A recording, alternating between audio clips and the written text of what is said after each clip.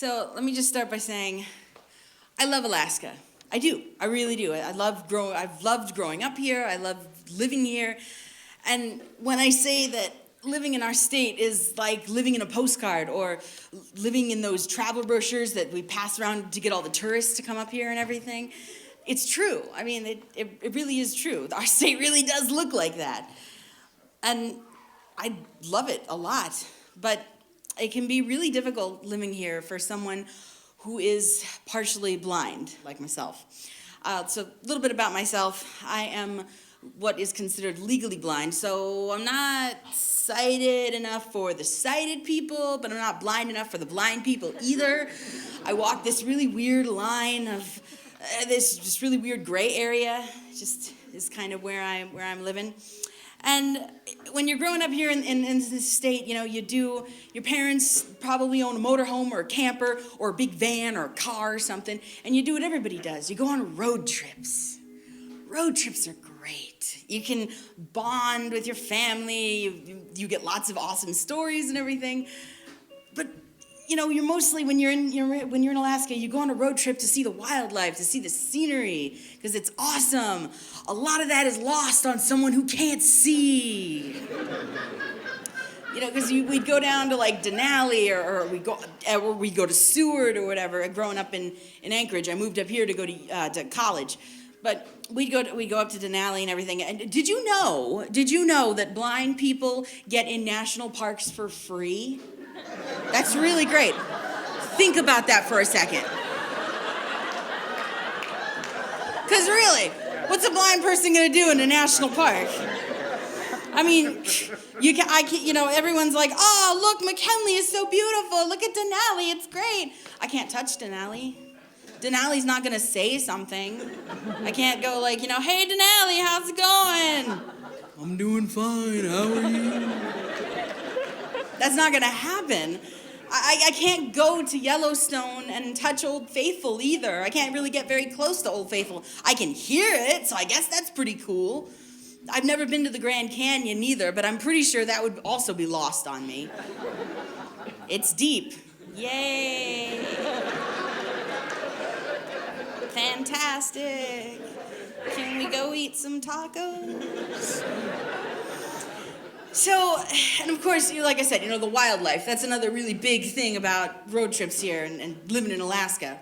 All the beautiful wildlife. You got your moose, your seals, your puffins, your polar bears, your brown bears, wolves. It's gorgeous. I love it. It's great. And we'd go on these road trips, and we'd bring our binoculars and everything. My parents loved going down to Seward because it was so lush and beautiful, and it was close, much closer than Denali. And they'd go, oh, look at the eagles. Look at the dull sheep sitting up there on the mountains. Oh, they're so beautiful. And we'd pull off to these overlooks, to see the belugas and everything. And my mom would put these giant binoculars up to my face and try in vain to point my head in the direction that she thought the wildlife was. So we're sitting here, she's like, look, it's over here. And my dad and my brother just basically out of sheer embarrassment and or pity would just kind of sidestep away. We don't know these people. And people would come up and tap my dad on the shoulder and go, do you know that woman? It looks like she's abusing her child. No, she's just trying to see the belugas. Like everybody else. So I decided, because I was sick and tired of having my neck wrenched around by my mother, and I was sick and tired of my parents being so darn disappointed that I couldn't see anything because they were like, we're not fulfilling your life, we're not giving you a good time. And I really, really wanted them to know that I appreciated all that they were doing and then this experience and everything. So I decided to lie to my parents. I just figured, why not? Everybody will be happy. So whenever we would see an eagle or a dull sheep or a bear, I'd put my binoculars up to my face and go, wow, that's amazing. It's so cool. And I couldn't really be that specific because, I couldn't be like, oh, look at it reach into the stump and just like, but that's a boulder. Right. right, but the bear. So what I would do is I would pretend to see all these things, and I'd have like stock footage from the Discovery Channel going in my head, because I know what a bear looks like. So yeah. One day we went and took our annual summer road trip. We ended up in Seward, Alaska. It's a little harbor town for those of you who might not have been. It's where all the wildlife boats and cruises go out of and everything. So we got on this boat, and we're all excited, and I'm super excited. I want to see a whale, I want to see an orca. I love orca whales. I think they're beautiful creatures, and I think they're amazing. And that's what I wanted to see when we got on this boat. And of course, we get on the boat, 2 hours later, just doing our thing. We've seen seals and puffins, and we saw a bear even, and we saw dolphins. It was great. It was a really great day. We were lucky to get to see all this wildlife. And of course, we saw glaciers and beautiful scenery, which is easy for me to see because glaciers don't move very fast. And they make noise sometimes, which is nice. Very nice. Glacier, the most accessible of the Alaskan scenery, if you're blind. So we're going along in this boat, and we're doing our thing, and I decided, instead of feeling upset and down about seeing all these animals, I would just learn to experience and have fun on this cruise in my own way. So I'd stand on the bow of the boat, and I would hold on to the boat railings and feel the perspiration and the cold water of the metal on my hands. And I felt the boat going up and down and up and down and rocking from side to side. I was one of the few people on the boats that it was lucky enough not to get seasick. So I would enjoy that feeling. I'd look at the rock formations as they would drift in and out of the mist as we would go past them. I let the wind go through my hair. It was beautiful, and I was really, really enjoying myself. And I thought, even if I don't see a whale, I've had an incredible day. Well, we were about to go back to the harbor, and we pulled off into this cove because the captain had got a radio call from another ship that there was a pod of orcas in this cove.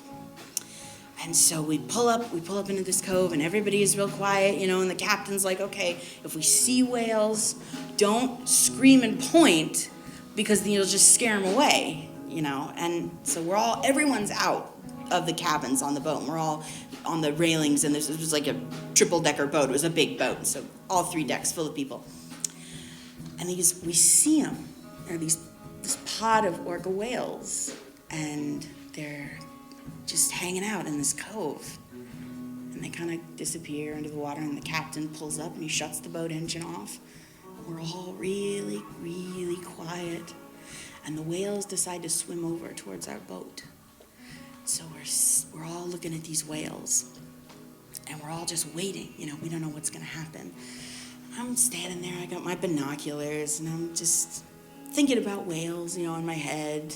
I just saw Free Willy. So just putting those images in there, just getting ready for another yay.